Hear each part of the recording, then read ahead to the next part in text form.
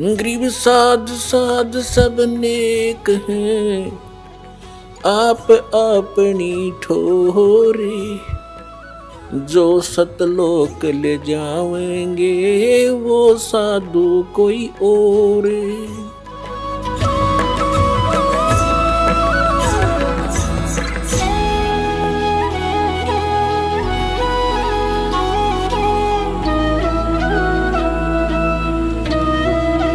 अब क्या बताते हैं, कोट जन्म तन भरमत हो गए, कुछ नहीं हाथ लगा रे, कुकर सुकर खरबा बोरे, कौआ हंस बगारे। कोटि जन्म तू राजा की, ना मिटी न मन की आशा, भिक्षकों का दर दर घूमया, मिला ना निर्गुण रासा। आदरणीय गरीबदास साहिब जी की परमेश्वर कबीर साहिब जी ने दिव्य दृष्टि खोल रखी थी।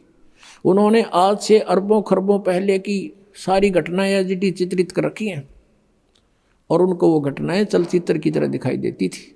गरीबदास साहिब जी ने बताया है कि ये नानक साहिब जी जो थे, ये सतयुग में राजा अम्बरीश थे, यही आत्मा, और इतने पुण्यात्मा थे, इतने धर्मात्मा थे और इतनी सत भक्ति करते थे, विष्णु जी को इष्ट मानकर दुर्वासा जैसे सिद्ध पुरुष ने भी इनके दरबार में फिट्टे मुंह होना पड़ा था।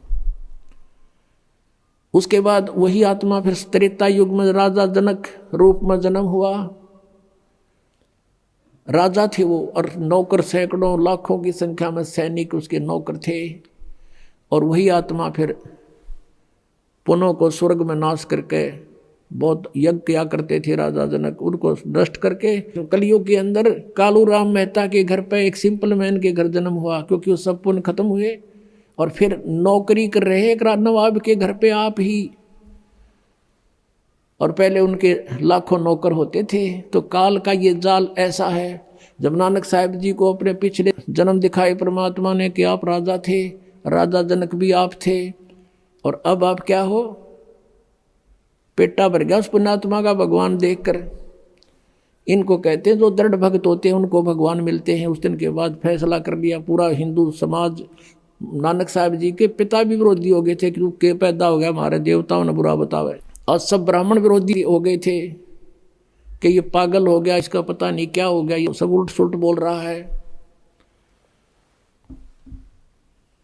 तो इस प्रकार पुण्यात्मा अब क्या बताते हैं, कोट जन्म तन भरमत हो गए, और यदि परमात्मा ना मिलते हुआ प्यारी आत्मा अगले जन्म में 84 लाख योनियों में जाती।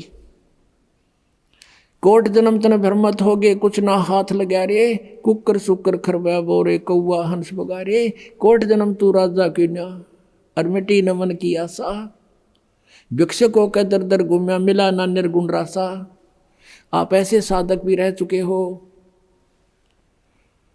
घर त्याग गए, नगर से एक सूखी रोटियां मांग लेगे, 2 रोटी खाई 4 खाई, बाकी कपड़े में बांध कर वृक्ष के बांध दी, सूख गई। एक दिन भूखा रहे, अगले दिन उन्हीं को भिगो कर खा लिया, यानी 3 दिन का काम चला लिया, 1 दिन की भिक्षा तय।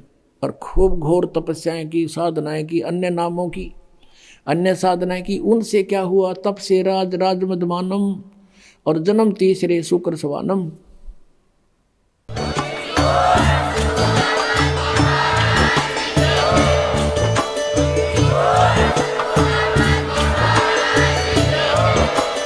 आप सुन रहे थे जगत गुरु तत्वदर्शी संत रामपाल जी महाराज जी के मंगल प्रवचन। अधिक जानकारी के लिए विजिट कीजिए हमारी वेबसाइट www.jagatgururampalji.org। संत रामपाल जी महाराज जी के शुभ आशीर्वाद से पूरे विश्व भर में 500 से भी ज्यादा नाम दीक्षा केंद्र हैं, जिन पर संत रामपाल जी महाराज जी द्वारा ऑनलाइन निशुल्क नाम दीक्षा दी जा रही है। अपने नजदीकी नाम दीक्षा केंद्र का पता करने के लिए संपर्क करें 8222880541।